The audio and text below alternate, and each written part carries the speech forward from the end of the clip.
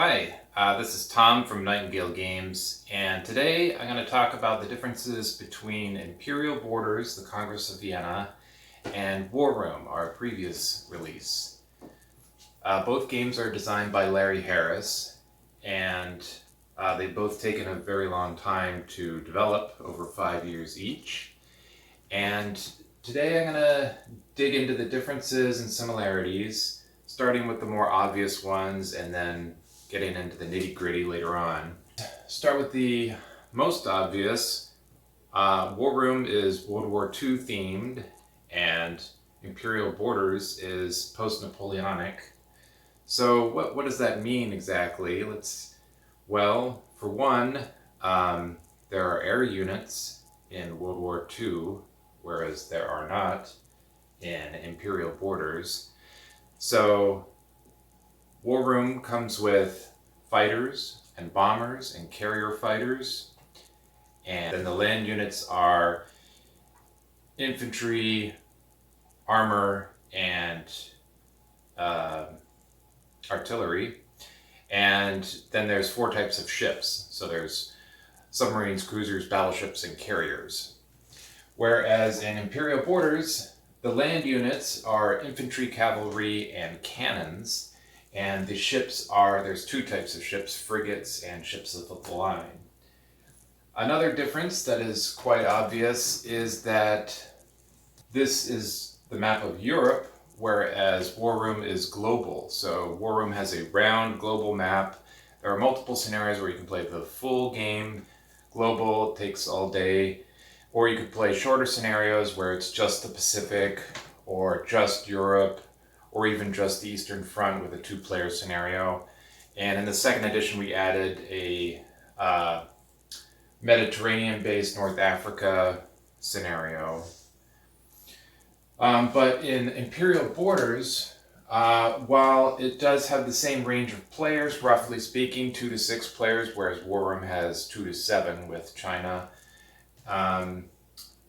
you could play a 2-player game and each control 2 nations randomly, England and France versus Prussia and Austria, and leave off Spain and Russia to be neutral, and you'll close off certain territories.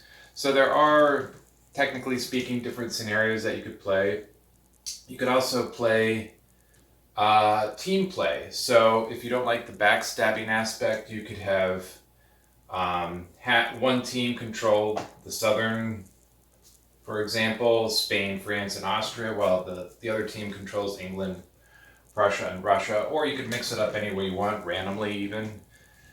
And that way, it gives a different experience where it's team-based, and while there's discussion amongst your teammates, you don't have to run the risk of being stabbed in the back in the traditional diplomacy style of play. As I mentioned, there could be neutral, so you could play with 5 and leave off Spain. You could play with the full 6, all against all. And so that touches on another difference, is that Imperial Borders is all against all, traditionally, unless you're playing with the team method that I just spoke of. And that allows for backstabbing, whereas in War Room is team-based, and that's pretty much fixed. There's no backstabbing. It's always the Axis versus the Allies. The Allies being the United States, the British Commonwealth, the Soviet Union, and China. Whereas the Axis are Imperial Japan, Germany, and Italy. That plays a great difference. Another difference, because this is just Europe, the scope is different. So Imperial Borders tends to play a lot faster because there are fewer territories on the map, and therefore it takes less time to resolve all the different conflicts throughout the globe. Whereas in War Room, there are many more territories, so there's many more situations going on at once that need resolving. Now, order in which you resolve the phases is slightly different. So in War Room, everybody moves, takes their turn moving, and then everybody starts resolving battles. So you don't even begin resolving battles until everybody has finished moving. Whereas in Imperial Borders, you establish a turn order, and then each nation in turn will both move and trigger battles where they want to and can if they have units present. So, for example, if France is first, their plotted orders will be revealed, they'll make their moves, and then they will resolve their battles as chosen. And supposing they have a battle in Württemberg. And then France is done with their turn. Now Austria is the active nation. They resolve their moves, and there might be another battle in Württemberg. If they just move in, if the previous battle wasn't concluded, for example. And so you can have multiple battles in the same regions during a turn in Imperial Borders. Whereas in War Room, everybody moves, finishes, and you put down a hotspot, and there's only one battle in that region per turn, and it might not be completely resolved. And that's a similarity in both of them. Not all battles resolve to a conclusion where there's one side winning or losing. Another situation is that other than neutrals in World War II War Room, everything is controlled by a nation, so all lands are claimed, so to speak, except for the neutral territory. But in Imperial Borders, you can see there's quite a number of territories that are not claimed by any major power. And so there's a sort of progression in the game of Imperial Borders where during the first 3 turns or so, everyone's gobbling up, claiming these independent territories. And they do that by a process called annexation, where you move in units and roll 1 die per unit that moves in. And if you roll a hit, then you're able to annex it, and you'll get the port if it comes with an adjacent port, if it hasn't already been claimed. That's a little bit of a difference in that there's this sort of growth period where these empires are expanding their hold on territories, and that's a lot of how you win the game. In War Room, there's several different ways you can play. You could play the traditional way where you must capture the enemy's capitals, which is very hard to do, and usually players just give up or surrender on the losing side when the writing's on the wall. But you could play with a shorter version where there's a time limit or a round limit, and then you can score whoever's further along on the Homeland Status Track, or Stress Wheel as it's called, will end up losing. So you combine the 2 teams and figure the score that way. Whereas in Imperial Borders, there's a fixed number of rounds as opposed to it going on endlessly.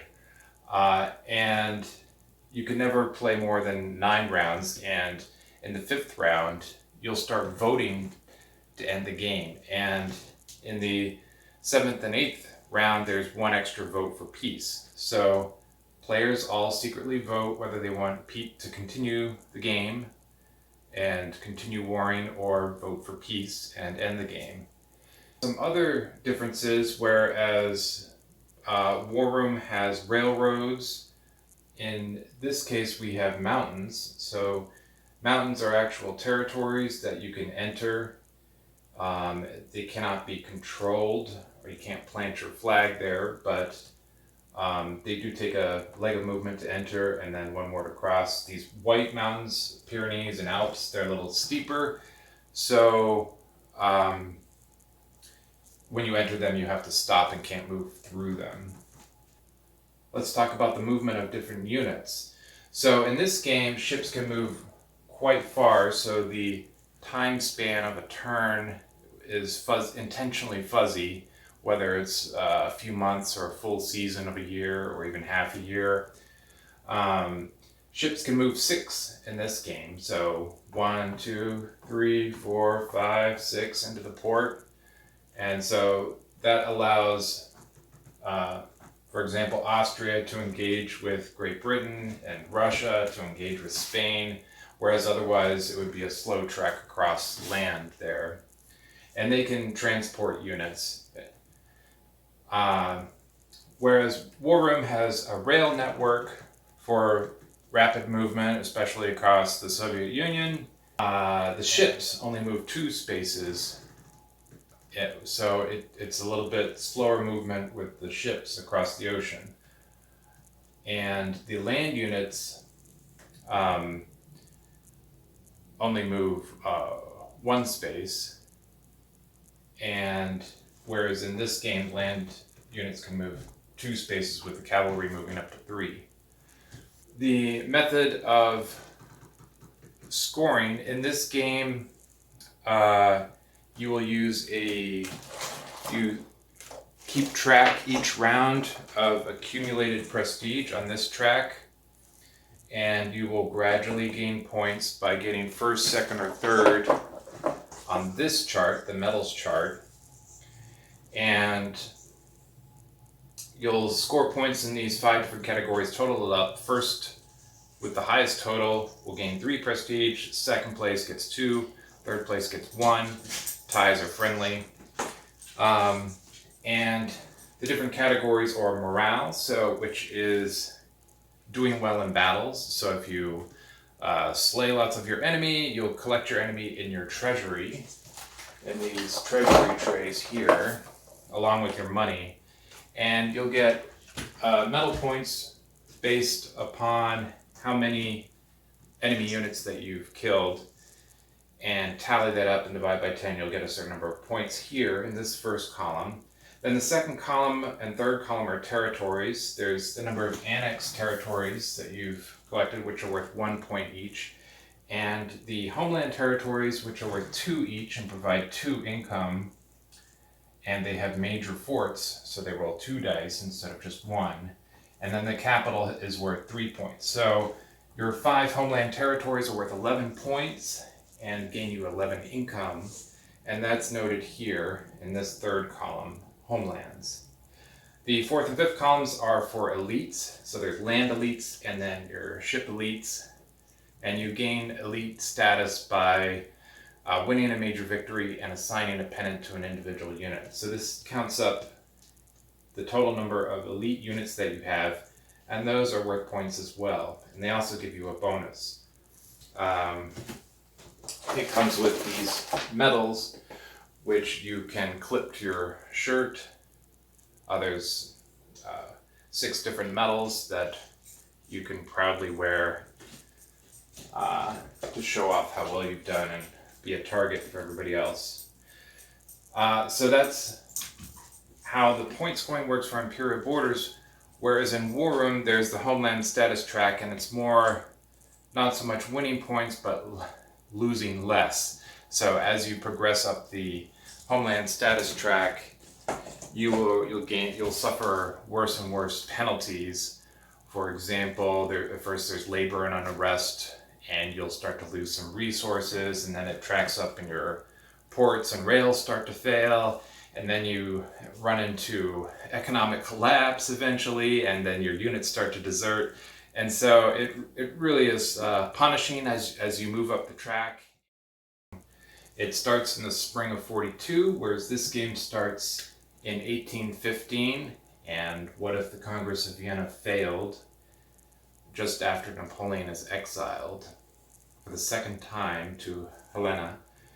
And instead of coming to terms with who has control over which areas, they decide to go back to war. So that's the premise for Imperial Borders, whereas War Room, it begins in 42, spring of 42 roughly, at the peak of Axis power. Both games, you secretly plot orders. So everyone in Imperial Borders, you'll have a planning map, but instead of writing codes as in War Room, you will actually draw on this mini-map where lines and dots for how many units you want to travel to each destination. So there's no codes that you have to look up on the map to note where they go. And furthermore, you're not restricted to a certain number of orders. So you can move as many orders, many units as you want. You can even split from the same units. There's no system of commands. So in War Room, each stack of units is topped with a command token, which has an ID like the 5th or the 42nd. And you will write 42nd to G2. Whereas here it's more free form, where you're just drawing a line from where they're going to where they're going and the number of units that you want to go. And the unit type doesn't need to be decided until you actually move. And when you're loading guys onto ships, that does not require orders. You can do it in the moment. Although if they do have orders to go elsewhere, you can't cancel that to get on a ship. So another difference is that there are forts and ports, which participate in battles in Imperial Borders. So there's different love for annexed territories. There's minor ports, which contribute one cannon die. And in the homeland territories, there's major forts, which have 2 hit points and roll 2 black dice. In the capital, 3 hit points, 3 black dice. Whereas in War Room, there are ports, but they do not strike back at the raiders, which target them to deplete the resources. And there are not forts, but there are industrial centers, which can be bombed and reduce the capacity for production. Imperial Borders has tons of sculpted plastic minis. So these are some of the ships. I'll take one out to show you. You've probably seen them before, but this is a ship of the line. And every unit type has sculpts, and the elite flags will clip into the back of them. Here's a bag of column of infantry. They are 15mm scale.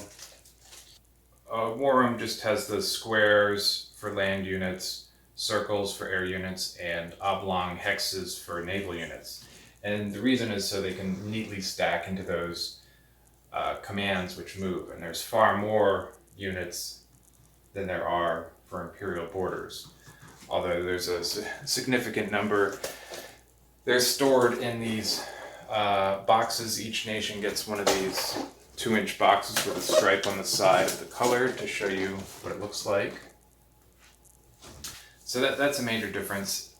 The battles are both resolved on battle boards for both games. For Imperial Borders, here's an example of the battle board. This is a land side and a port side.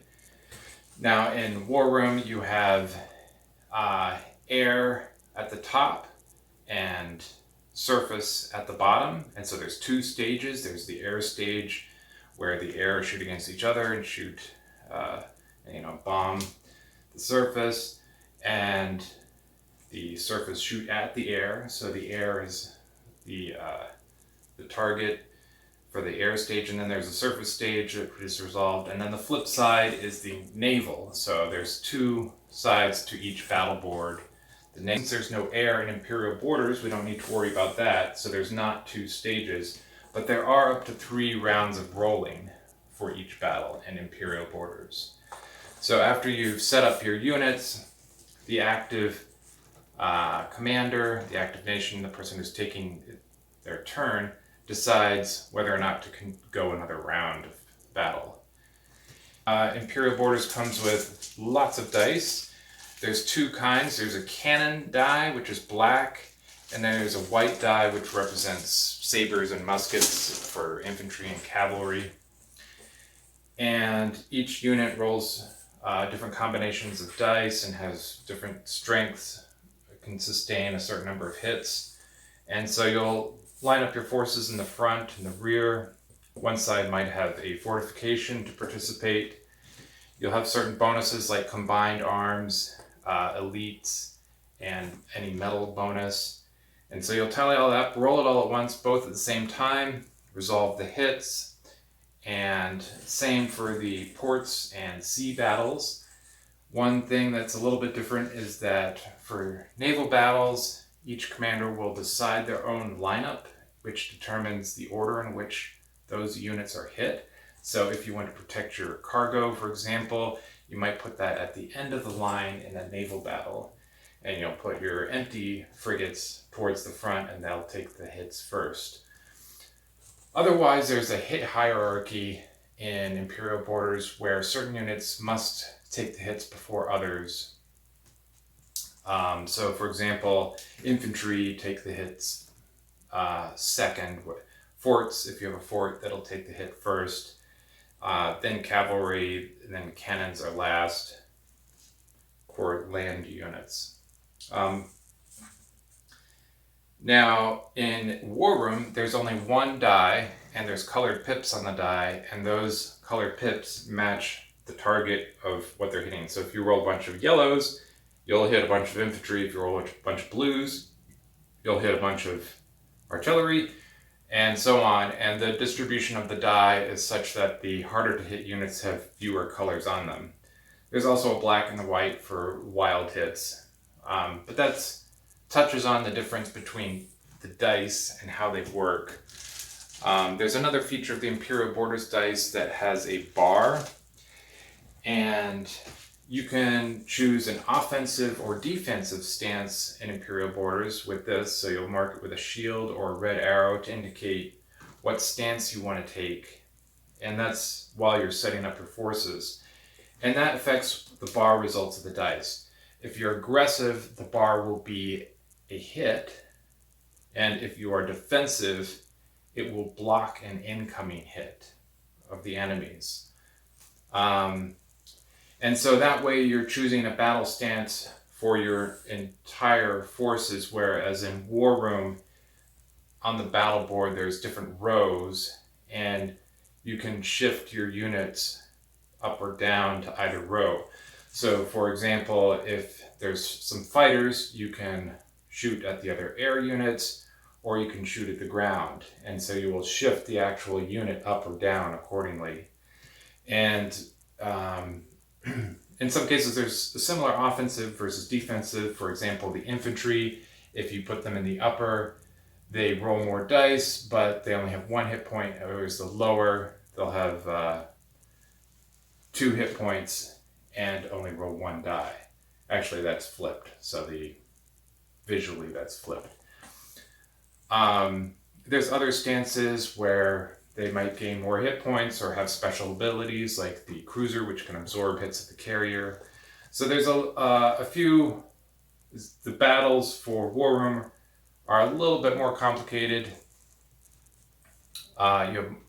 because you're choosing a stance for each individual unit, whereas here you're choosing a stance globally. Although you can shift cavalry from the front to the rear, and similarly to the infantry, where they roll more dice if they're in the front and roll fewer dice if they're in the rear to protect the cannons. You purchase units in Imperial Borders with gold that you've collected from all of your territories at the beginning of the game.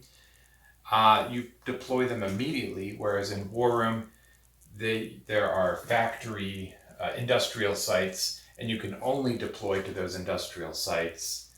And it takes a full round for them to deploy, except for China, which can deploy infantry immediately. In Imperial Borders, everybody decides what they want and deploys immediately. But you can only deploy to your homelands. So similarly, you can only deploy to industrial sites, whether or not they're captured.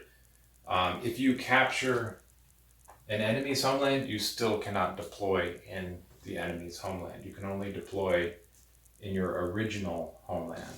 Another difference is damaged units, partially damaged units. In War Room, you can partially damage and you immediately pay to repair it after the battle ends. So if you have a damaged armor unit, for example, you can pay an OSR to repair it and just simply return it to the map. Whereas in Imperial Borders, you can have damaged ships, which have more than one hit point, and damaged fortifications, which have more than one hit point. And those maintain their damage status indefinitely until you repair them. And you can repair ships in major ports, and you can pay 3 gold to repair each damage that a fort or port has sustained. Otherwise, they will have reduced capacity dice. One other thing is the bidding process. So in this game, you'll bid for turn order and place your cards in this to indicate who's going first or second. And everybody bids gold, and ties are resolved randomly. In a war room, you also bid. You will be bidding oil, though, which is the most valuable resource. And that's a big deal. You can, again, in both games, choose whether you want to go first or last, and there are advantages and disadvantages to both. Whether you want to avoid being pinned in War Room, or want to see what everybody else does first before you make your move. We include some of the extras. So for example, these dice roller cups where you put the dice in the top and then shuffle them around. Those are valid for both games. We have these command stabs. We sell these on our website. They are essentially these sticks with a plastic head where you can push the pieces around. They're valid for both games. We have the sand timer. That will be valid for both games. Another difference between the two games is how movement and pinning works. So in War Room, if you can only move out of a region if you have a majority of numerically of units. So if the Soviet Union has 7 units in a particular region at the time that you're moving out, then and you had 8, you would only be able to move 1 unit out of that region. Now you might order more units in there to relieve the pinning such that those other units can then move out in the same turn. In this game, however, you cannot move out at all if there are enemy units. However, you do get a chance to eliminate them before you move. So you can have battles before you move or after you move. And so you can battle and move, or you can move and battle. And you can split groups or form groups as needed, whereas in War Room you must do any splitting or regrouping before any movements take place. That's a number of similarities and differences between War Room and Imperial Borders, the Congress of Vienna. I'm sure there are lots of other topics to discuss that are even finer points, but that's a pretty good summary so far. Let me know in the comments if you want to add anything to this topic, and thanks for watching.